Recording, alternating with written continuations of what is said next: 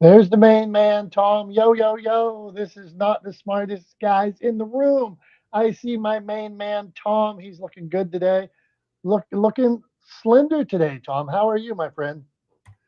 Thank you. Thank you. I'm doing well. I'm doing well. Appreciate it. Your hair is looking fantastic today, by the way. As might as well start the day off trading compliments back and forth. I like it. Yeah, just got back from a run about 20 minutes ago. So I think I finally stopped actively sweating, which is, I'm sure, what everybody wants to hear. First, at 9:30 in the morning on a Wednesday, they want to hear that I have stopped sweating. So you're welcome to everyone listening. Congratulations on getting to hear that at 9:30 on a Wednesday morning. Hopefully, you weren't eating your breakfast as I said it, but yeah, I just got back from a run a few minutes ago, feeling good. Actually, I wanted to make an announcement because last weekend I went skiing with a buddy of mine. I went skiing a few weeks before that with a high school buddy of mine. And so I've decided I'm going to throw in the towel. I'm going to sell Talex Media, and I'm just going to buy a van and go ski bum. That's my new plan. So I'll still do not the smartest guys in the room. I'm just going to do it remotely from my van at whatever resort I'm currently at. I'm going to buy an Epic Pass and just travel around and go to their resorts. Is this are you playing April Fools on us, Tom? Because it is that time of the year where people make these kind of jokes. I mean, I don't know what you're talking about. uh, Selling a van and traveling the world is buying a van and traveling the world. There's something to that.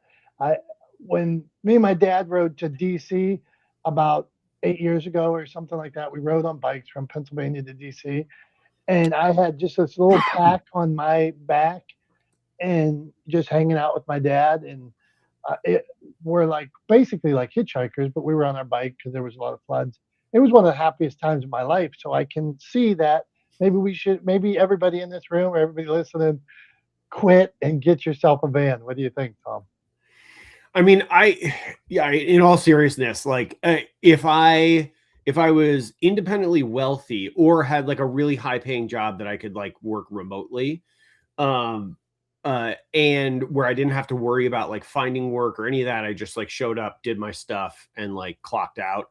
Um, and I was in my 20s. I got to tell you, I probably would be doing that, right? Like I would be buying a van and like driving around and like skiing places, cycling places, like just doing, if I was who I am today in my 20s, because in my 20s I was not this guy, right? Like I was not, I did ski, but I wasn't like the active person that I am today. I wasn't doing like triathlons or anything like that.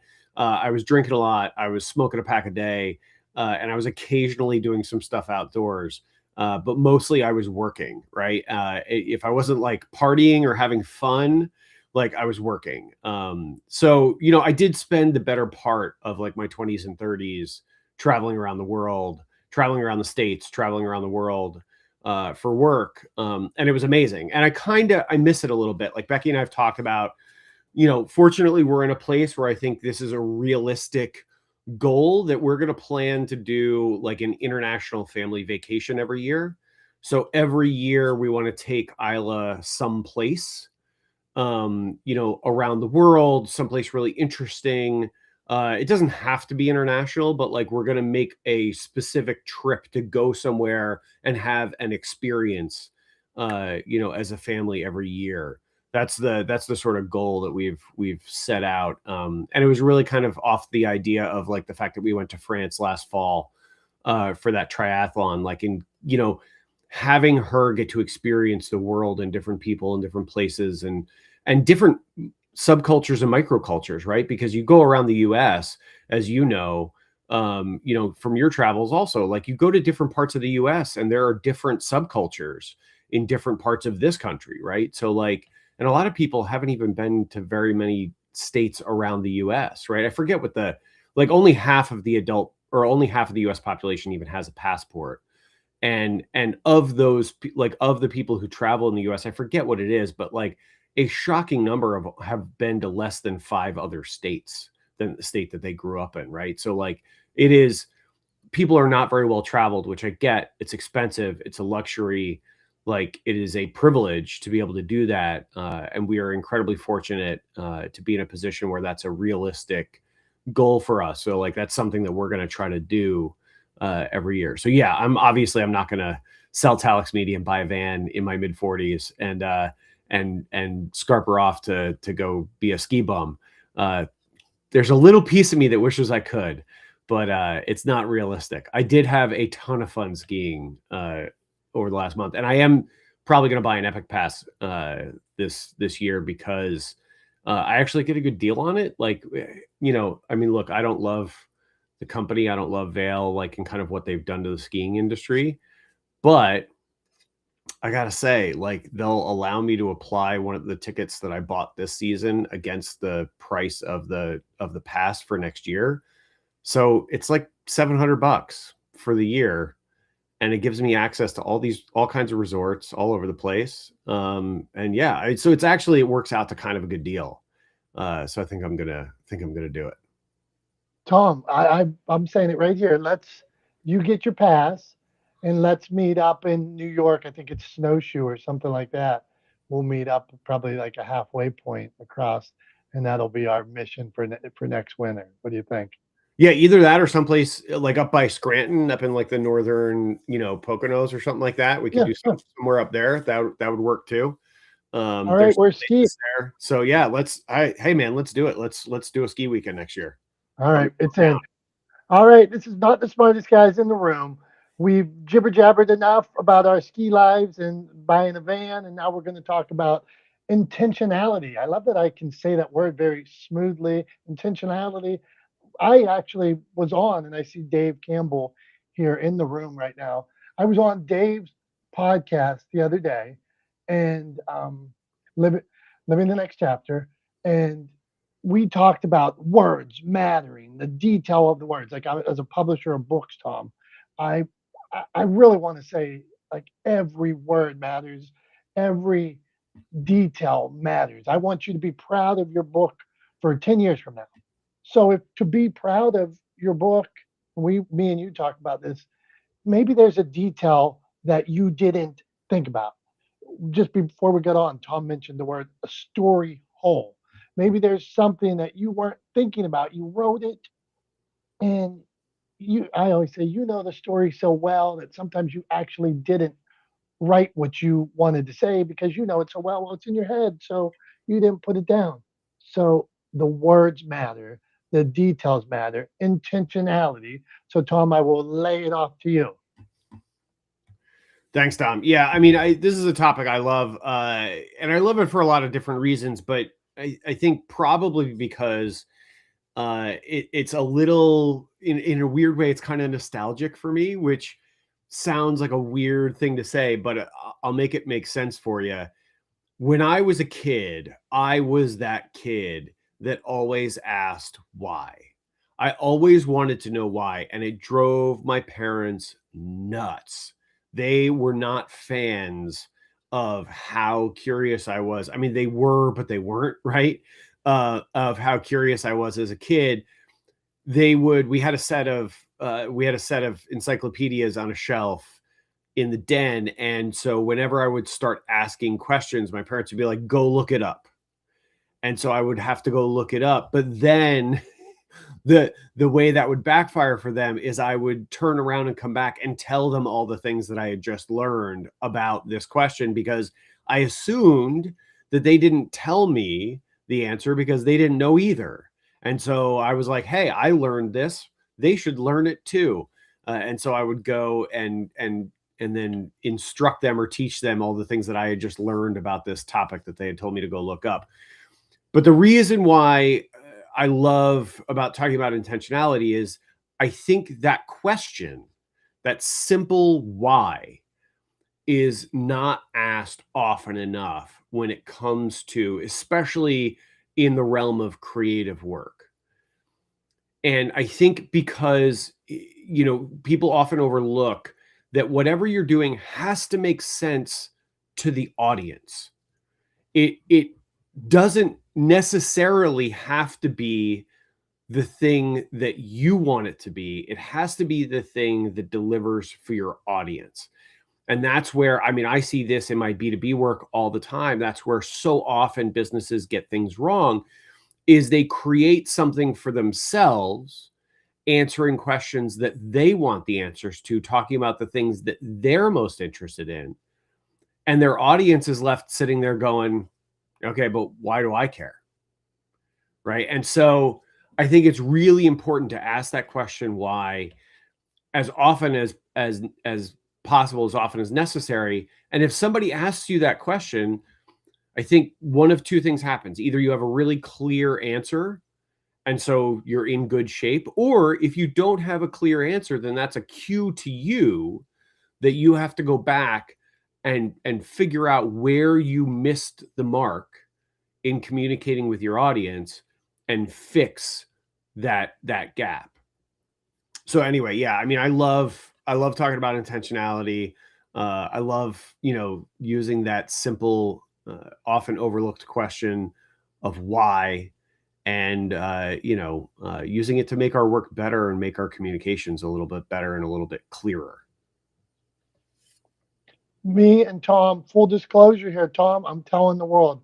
Me and Tom wrote a pilot together, and we've been working on it probably a year now. And now we're having more talks with different people and things like that. And we know it needs to be tighter, right? Why not? Better, better, better. And our file is back and forth of me asking Tom why, Tom asking me why.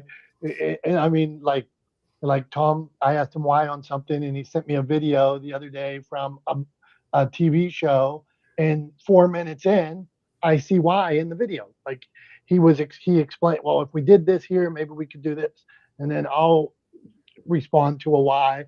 He'll ask me, he'll say, Dominick, why? And I look at it and I'm like, shit, I didn't say what I wanted to say there. I have this great idea, but I just put it in one line. Well, I should elaborate. So, Tom, go on before we get to the rest of this crew here. Yeah, no, I think that's great, Dom. I mean, perfect example. You're exactly right. That the script that we've been working on, the pilot that we've been working on, has been a ton of fun to work on back and forth. But yeah, lots of those whys, and every time you ask me or every time I ask you, it's really the intention, right, is to make it better for an audience, because ultimately that's what you're creating, something you want to create, but you're creating it for the impact it'll have on the audience. And I think that's the thing that's often overmissed. And I love whenever I have the opportunity to get to watch something that I've made with an audience, because often I deliver something to a client and I never get to see anybody see it for the first time. I never get to be there when people experience what I've made. And often what I've put hours and hours and hours of my life into creating, I never get to see that realized, right? Because I don't work in a live medium. I'm not there with the audience most of the time. So I love it whenever I get to be there with the audience and see their reactions and see the impact that the piece of content that I've made has on them, because that's ultimately, that's the drug, right? That is the sweet high that you're looking for, as a content creator, as a communicator, as a creative, is seeing that impact on your audience, seeing your audience appreciate the thing that you've made for them. So I think it's been a really fun process over the last year. I think we're getting close to actually putting it out, sharing it with a few folks, and seeing if maybe we've got some legs to getting something put on tape, so to speak, or put on film, or put on a digital media card.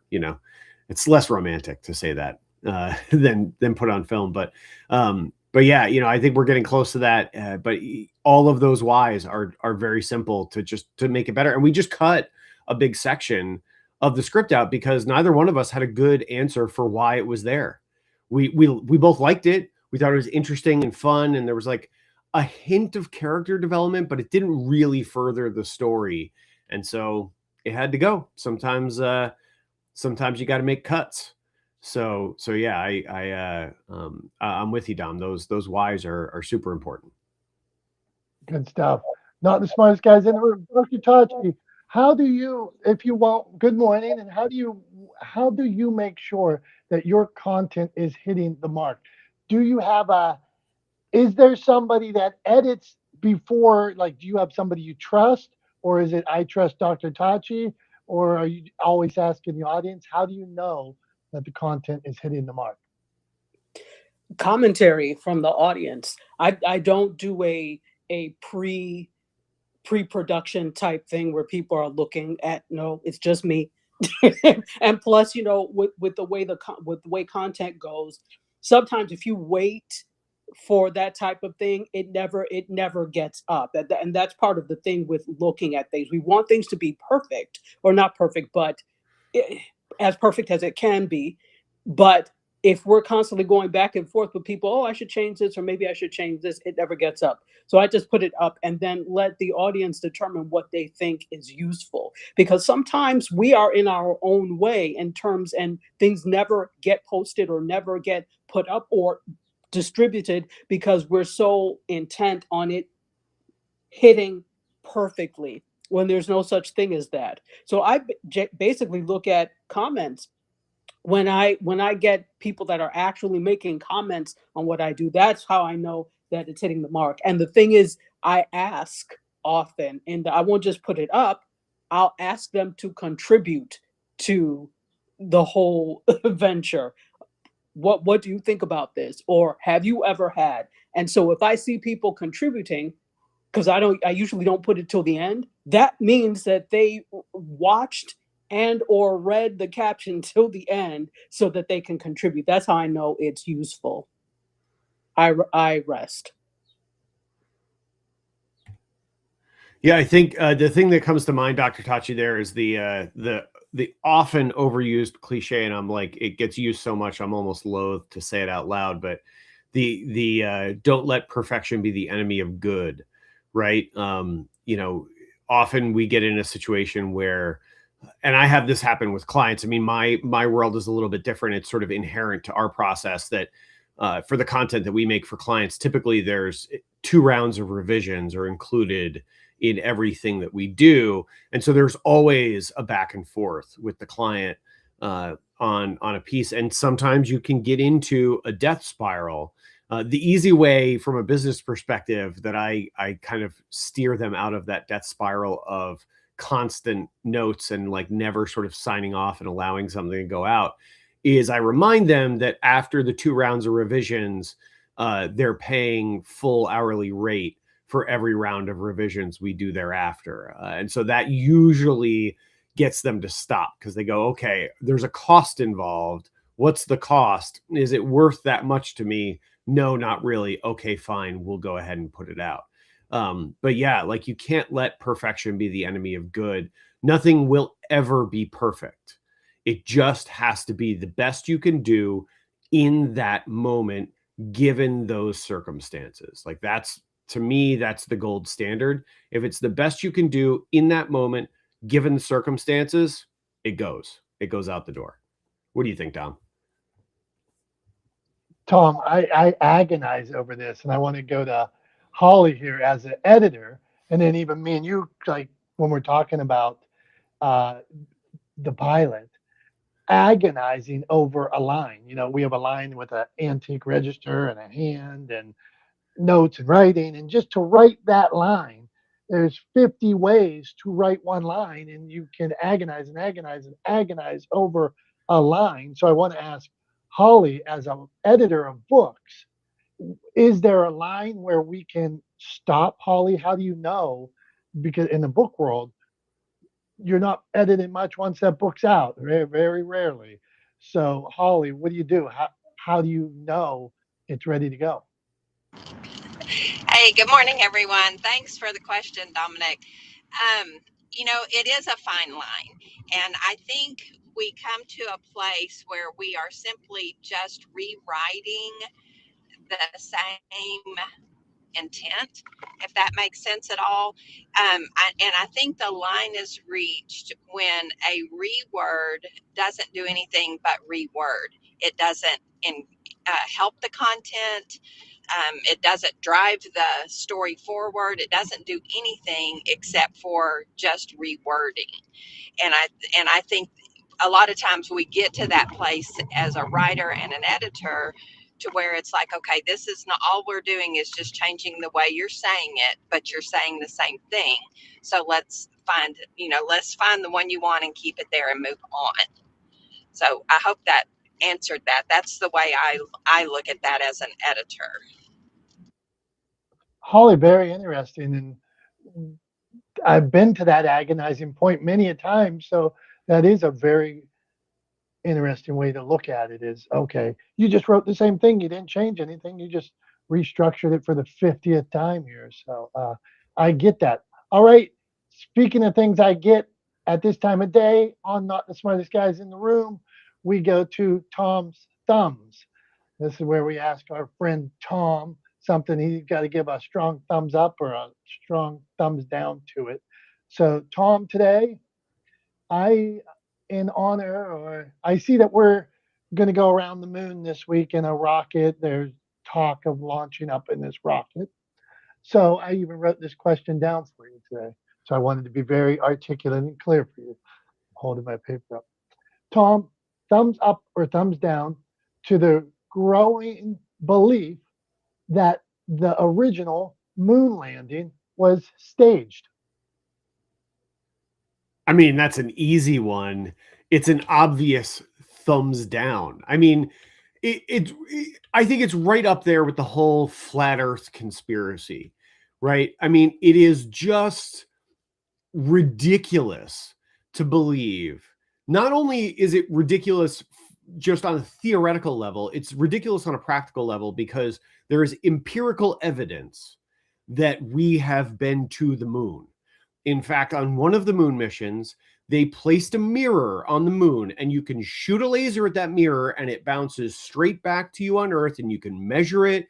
And it is a clear and replicable experiment that has been conducted thousands, if not hundreds of thousands of times since that mirror was placed. It is obvious evidence that we have been on the moon.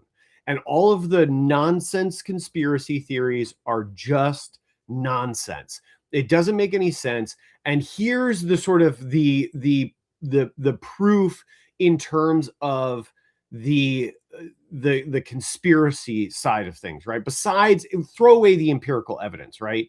Throw away, don't believe what your lying eyes are telling you, right? Like, don't believe what you see, believe what I say, right? Throw all of that away. The simple fact is, far too many people would have to be involved in this conspiracy for it to be true. We are terrible at keeping secrets. To prove my point, Anthropic, right? An AI company we're all familiar with. If you've been paying attention for the last couple of years to anything going on in the news, you've heard of Anthropic. Their AI model, Claude, the source code for Claude was just leaked, like in the last day, right? Leaked. The entire source code for Claude, for their AI model, basically their secret sauce, their recipe, right? Like their equivalent of like Colonel Sanders 11 spices and seasonings, like that recipe was just leaked.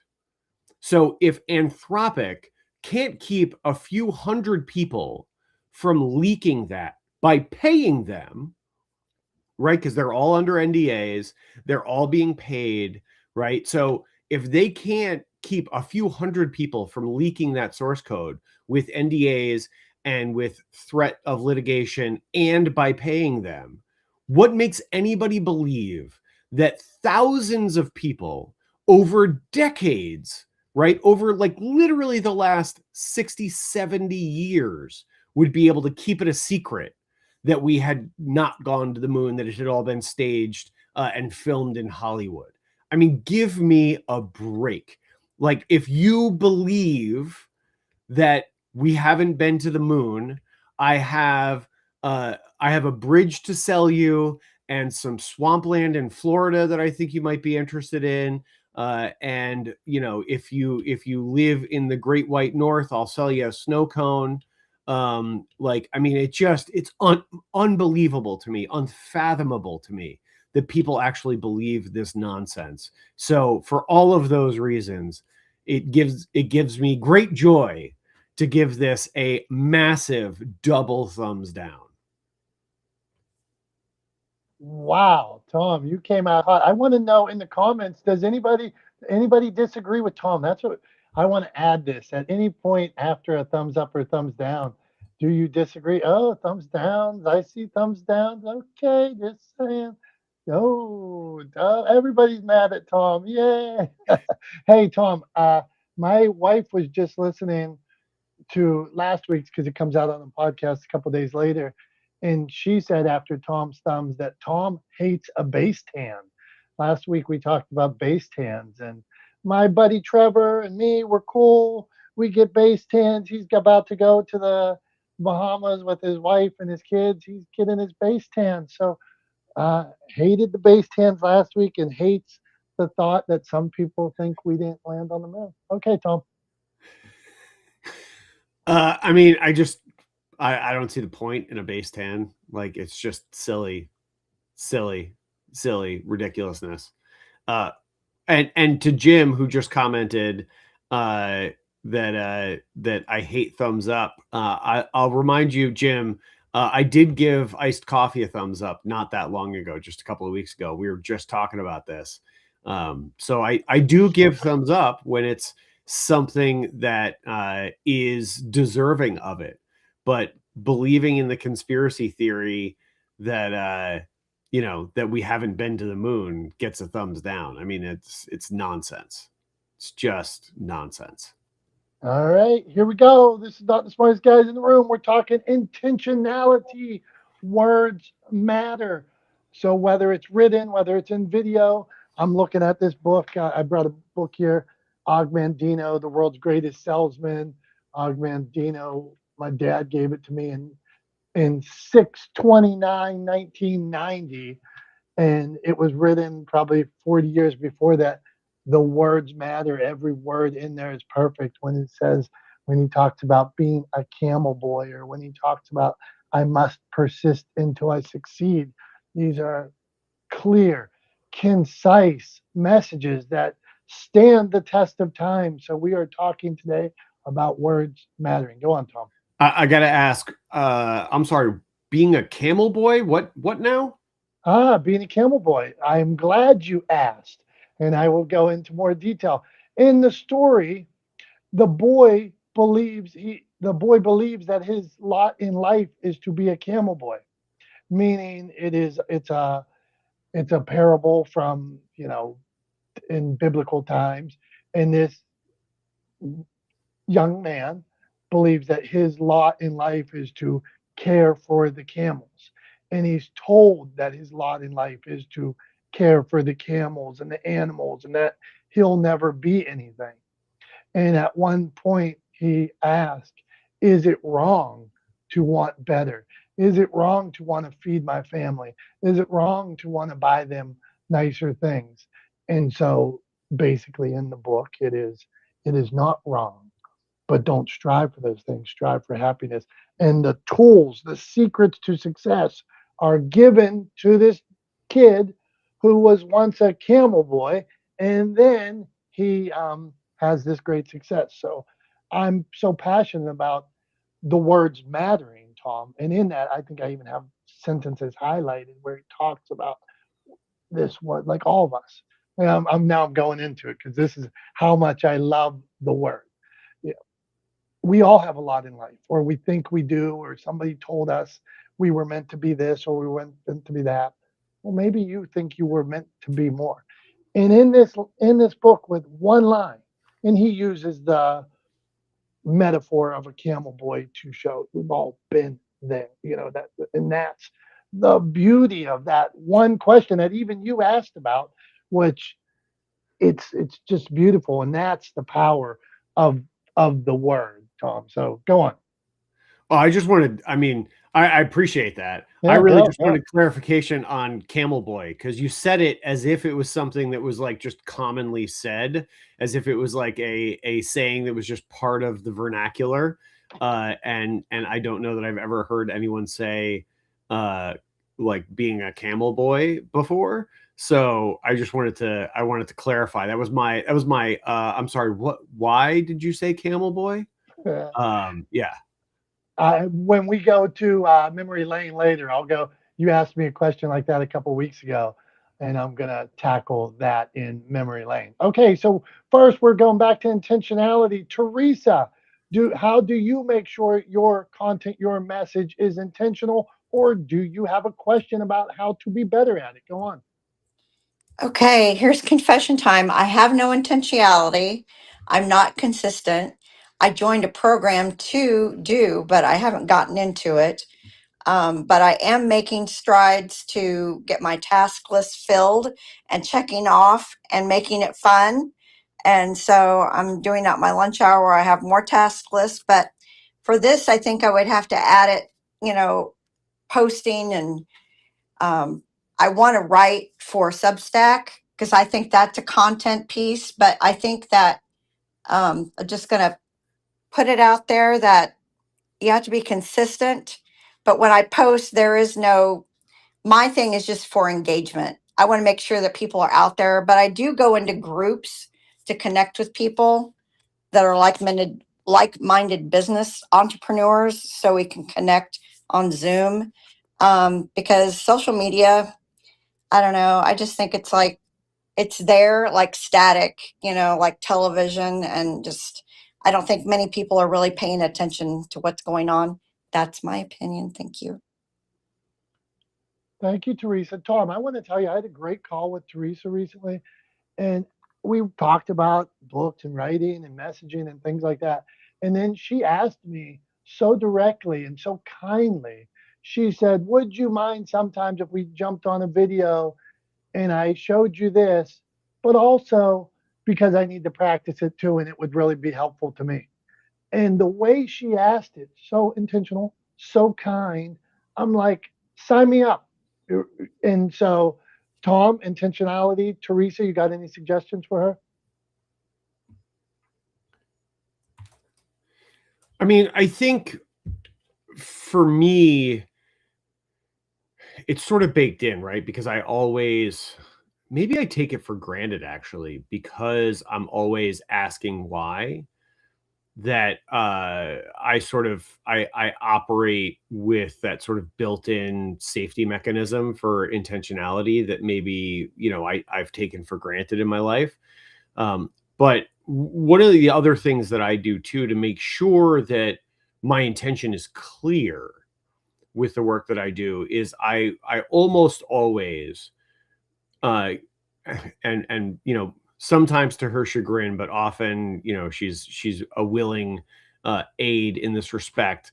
Almost always my wife gets to see work before it goes to a client for the first time.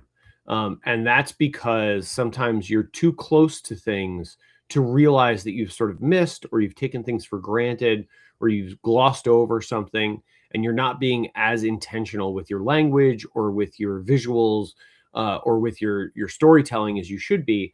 And so sometimes it just takes a set of fresh eyes, somebody outside of the situation, somebody removed from the context, to be able to point out where you've missed the mark.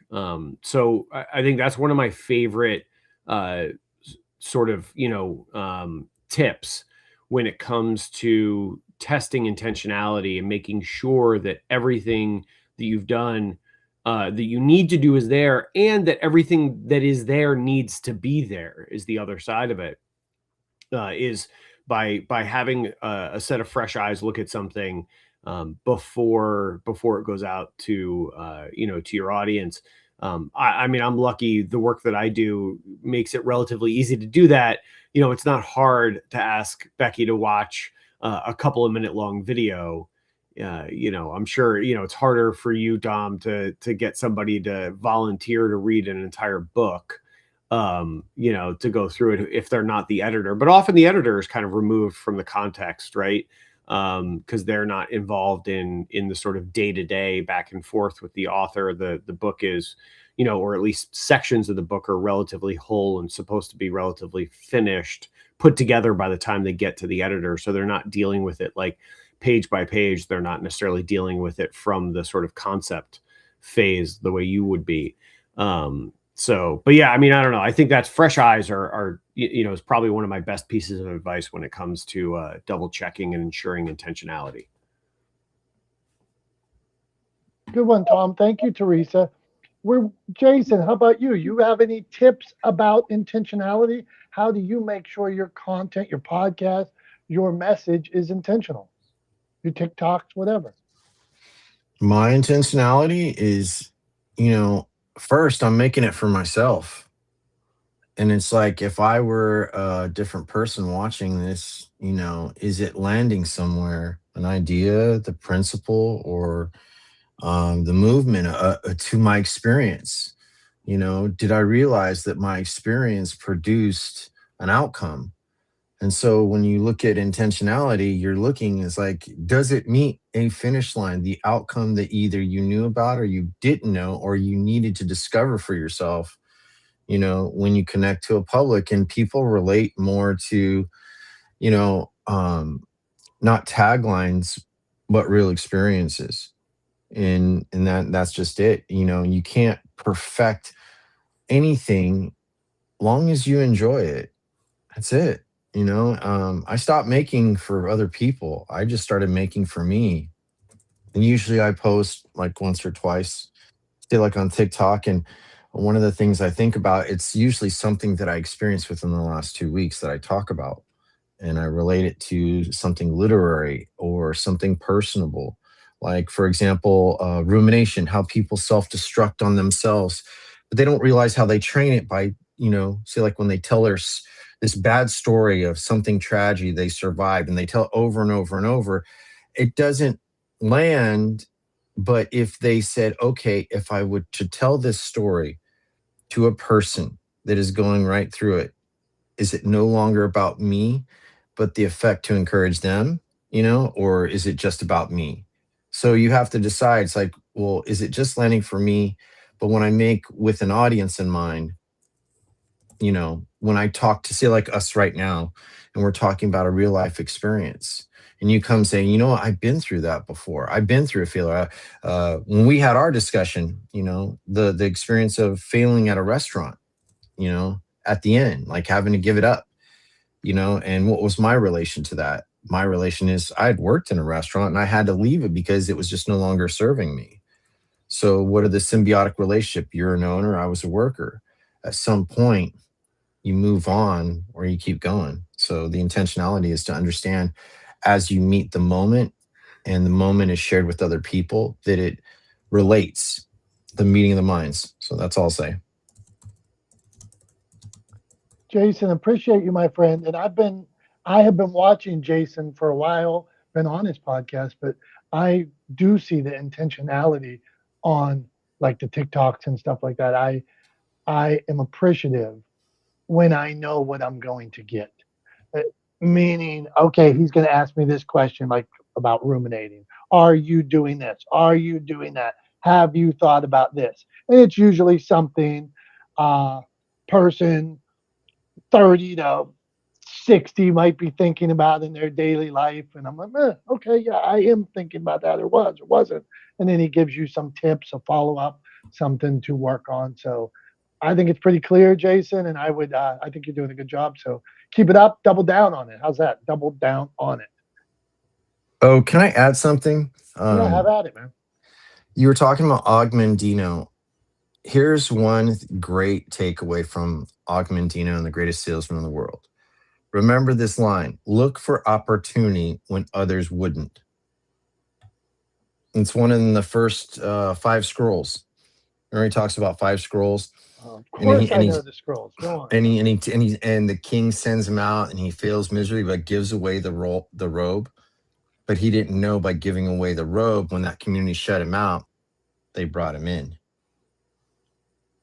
Yeah, brilliant. And there is a power of, back to the words and things like that. Here, the words in Og Mandino in The World's Greatest Salesman and many books, The Alchemist, there's the personal legend, all the books, movies, shows. We talked about Shawshank Redemption last week and Red giving him speech, or uh, your favorite line in any show, any movie, whatever that is. There was such detail to that, such work. Why did they write it? To move the story forward, to make you think about this, to make you think about it 5 years from now, 10 years from now. So there's a beauty, words matter. Julie Loken, I'm looking at Julie's profile picture and I see me in it. Yay, Julie. Me and Julie host the Creative Entrepreneur podcast together and host Creative Con together. So I made her picture. I'm moving up in the world, Tom. I made this profile picture with Julie even today. But Julie, we're talking. I was intentional. I You was were intentional. intentional. So tell us how you help or how somebody should be more intentional. Do you have a tip for us that somebody's sharing their message? How can they be more intentional? Okay, well, I'm going to take it off the digital platform. Hang on just one second. Excuse me. I I am being very intentional with my words and with my actions this year because I don't see my growth necessarily using my words on digital platforms, and I'm taking my intentionality into real life and having real life interactions because as I'm seeing major shifts in terms of people really wanting the human interaction, the real life interactions. People are getting very, in my opinion, from what I'm observing, that people are getting very burnt out, very exhausted from all of our electronic and digital interactions and the AI interactions. So I'm going to dial it back and really focus intentionally on having human real interactions throughout this year. So that's my intentionality. I think it's really important that we start thinking a little bit more that way. And I think the magic will be there for all of us if we just give a little bit more of our human interactions going forward. I know it sounds so boring, but I bet you that Tom would agree with me. I bet. Let's go right to Tom on that. I like that you switched it up to human intentionality in person. So, Tom, have at it. Well, is there some specific part of that you think I would agree with, Julie, or just out of curiosity? Is there what's the thing that you think I would co-sign on? I think the whole thing, actually, Tom. I mean, I honestly think just that human interaction, the human touch. I think just we have, as a society have just become, like we've just become so reliant on doing everything, taking the easy route and the work slop. And what did they say? The word slop became the word of the year for Webster's dictionary last year. I mean, that's just where our society's gone. But people are craving human intelligence, human interaction. So it's pretty easy to sign off on that, isn't it? I don't know. It's not very controversial. Yeah, I mean, it's not controversial. I just wanted to be clear because you talked about a few things there. So I just wanted to be clear on what I was signing off on. But yeah, I mean, human to human interaction is important. I think the more we can do to always remember that on every side of every piece of communication, every transaction, there's always a person on the other end of it, right? And the more we can do to remember that and to behave accordingly. And I think one of the key things there, Julie, is, and probably one of the things that goes along with what you were saying is in our communications, even when we're sort of removed digitally from other people, to never say something that we wouldn't say to someone's face, right? Like I try to use that as a filter. I never post something, share something on the internet that I wouldn't say to someone's face. Right. To make sure that I'm filtering out and not allowing myself to kind of fall into that trap of that distance, that removal from interpersonal reaction. So I think the more we do to remember that whether it's digitally or face to face, we're interacting with other human beings and we should act accordingly, the better off we all are. So yeah, I'm with you.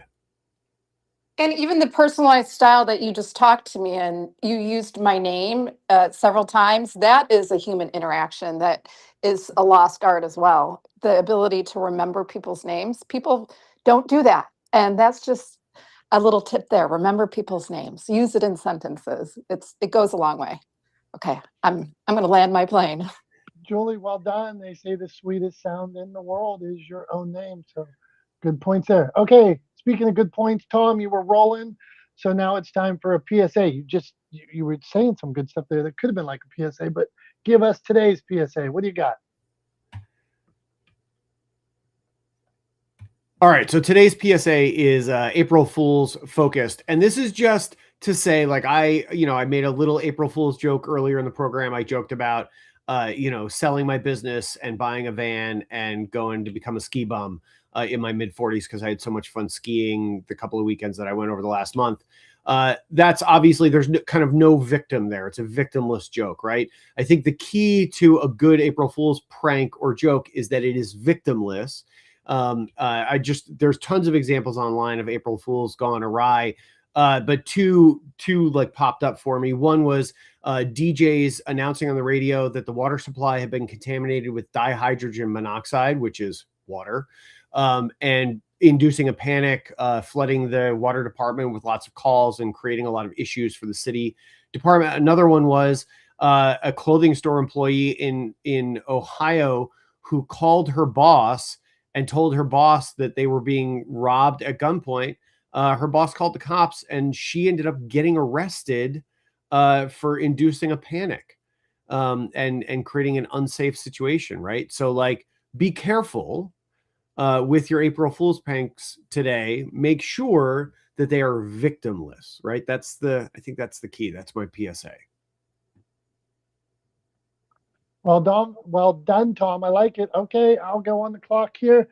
My PSA for today.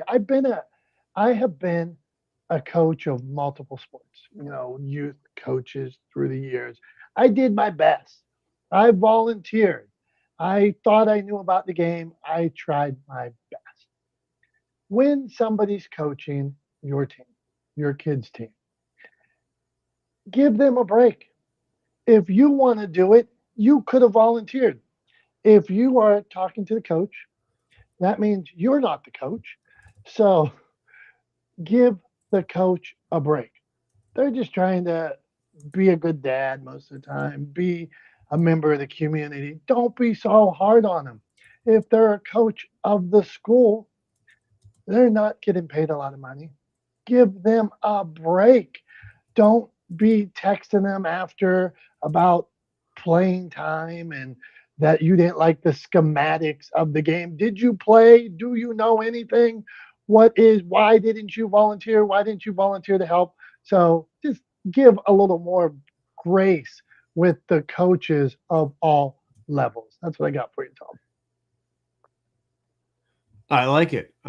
Yeah. There's so many videos online of parents like losing it at coaches. So yeah, I'm with you. For sure. Like, and at the end of the day too, I mean, come on, like, what do you take it? Like we're at T-ball and you're going to yell at the coach. Like, what are we doing? Right. Like there's no stakes. Like, nobody's making, getting a scholarship or not getting a scholarship because of whether or not they got to play T-ball or like they got up to bat in their latest T-ball game. I mean, come on, like get yourselves together, like refocus on priorities and maybe, look at the bigger picture instead of freaking out on your kid's, T-ball coach, you lunatic. Exactly, Tom. Hey, so before we get to wrap up in memory lane, can I get from the group here, maybe Tom in general, a favorite line, phrase that makes you think about a book? It could be a book, it could be a show. What's the line that makes you go back to it over and over again, Tom? I mean, I don't know. The first thing that pops to mind is from a movie, and it's a childhood classic, Ferris Bueller's Day Off, at least for me, for our generation, right? And it's you can't take life too seriously. or life moves pretty fast. God, I even got it wrong. Life moves pretty fast. If you don't stop to look around every once in a while, you just might miss it. So yeah, I was conflating two lines, but yeah. Anyway, that's the line that first popped into my head when you said that. Okay, good one. Dr. Tachi, you got a line for us from something? Is it supposed to be useful for life or just a line? No, just a line that is so good you remember it, you look it up, you sing it when it could be a song where you're like, whatever. Uh, it's just funny for me. The So Coming to America is something I could watch every week without fail and not get tired of it. So the part where Akeem, played by Eddie Murphy, comes in and is trying to explain that he watched a football match, and Mr. McDowell thinks he's on drugs. That he was like, "Look, son, if you want to keep working here, stay off the drugs." And he's just smiling and just says, "Yes, sir," and then goes away. So my sister and I always talk about that. And the second one from the same movie, my sister and I always say, "My son works," when he finds out that he has a job at McDonald's. So we always say that for everything. We're like, "This thing works." So it's silly, but that's my line.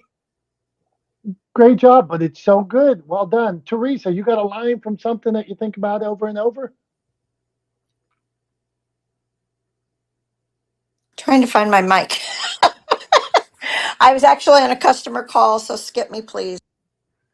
You got it. Jason, what do you got for us?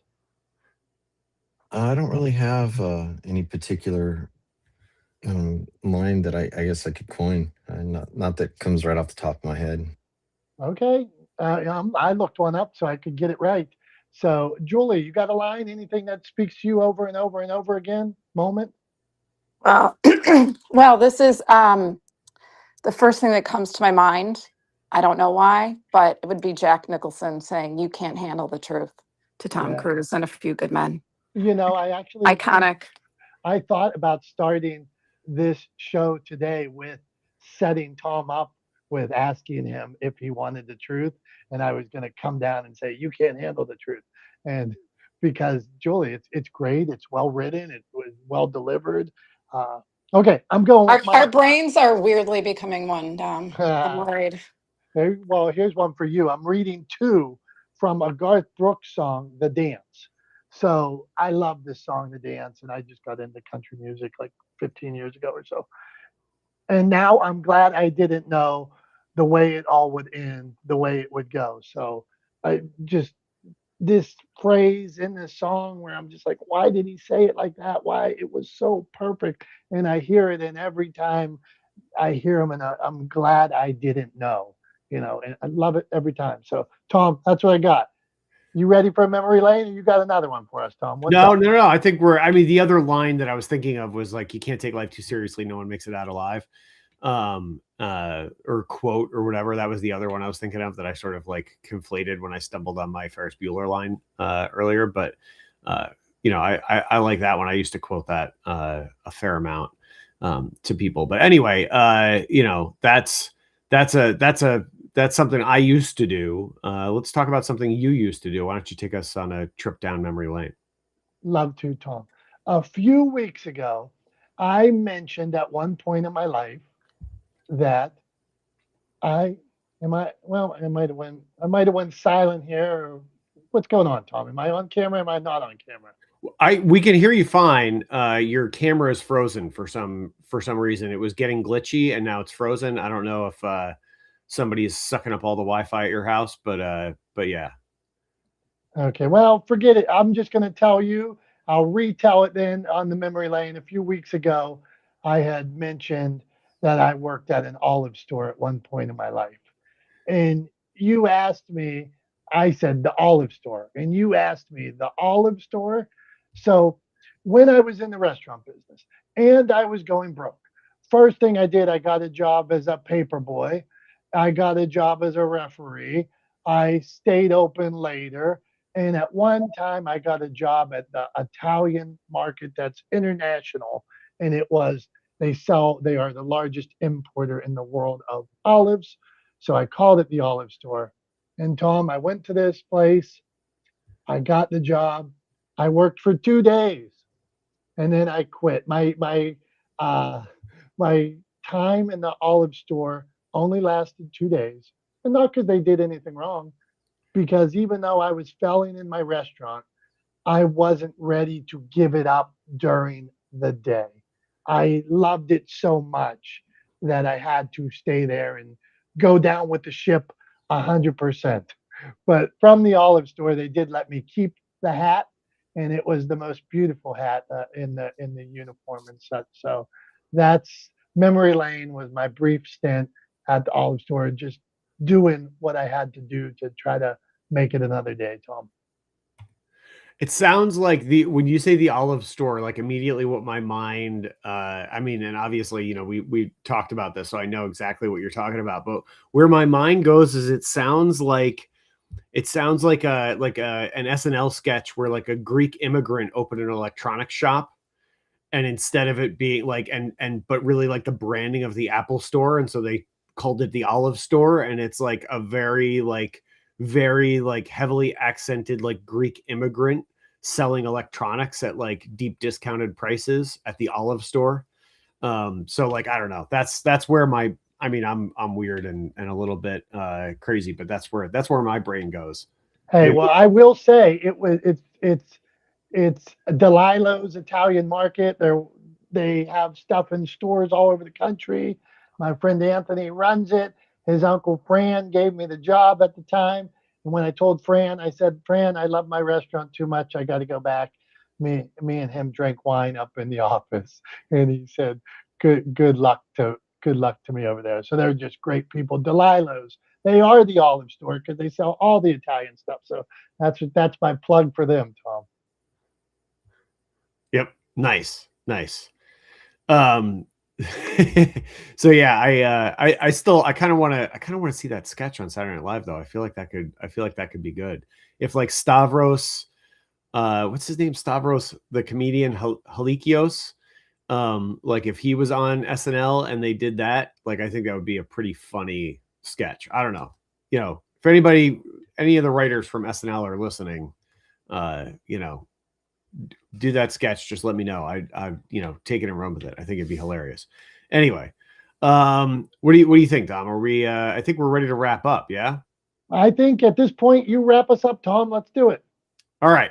So, you know, we talked a lot today about a lot of different things when it comes to intentionality, about how words matter, communications matter, context matters, all of these things matter. And I think genuinely the best advice I can give when it comes to ensuring that your intentionality comes through is to just ask why. And if you aren't the right person to ask why, find someone in your life, a colleague, a friend, your partner, whoever it is, someone that you can trust to be honest with you, and have them go through and look for places to ask why. But I think ultimately that simple question can really be the difference between creating something where your intention shines through or your intention is completely missed. So that's my humble, simple wrap up. When in doubt, just ask why. I think that's the best advice I can give. So anyway, look, we appreciate all of you guys being here with us and not the smartest guys in the room. We appreciate you being here with us every week after week for going on years now. We've been doing this, which is crazy to think about, but I look forward to every Wednesday morning to hanging out with all of you, to getting to talk to Dom and to talk about all the crazy, weird, wacky, zany things that we talk about. Everything from quoting Ferris Bueller to whether or not we landed on the moon, and whether or not words matter. You never know what you're going to get with not the smartest guys in the room. So thanks for being here on the ride with us today and all the other days we've done this. We appreciate you guys. We love you. You're the reason why we do this. You make us not the smartest guys in the room. For Dom, I'm Tom. Thanks again. We love you guys, and we will see you next Wednesday. Until then, have a great rest of your week and a great weekend. Bye-bye.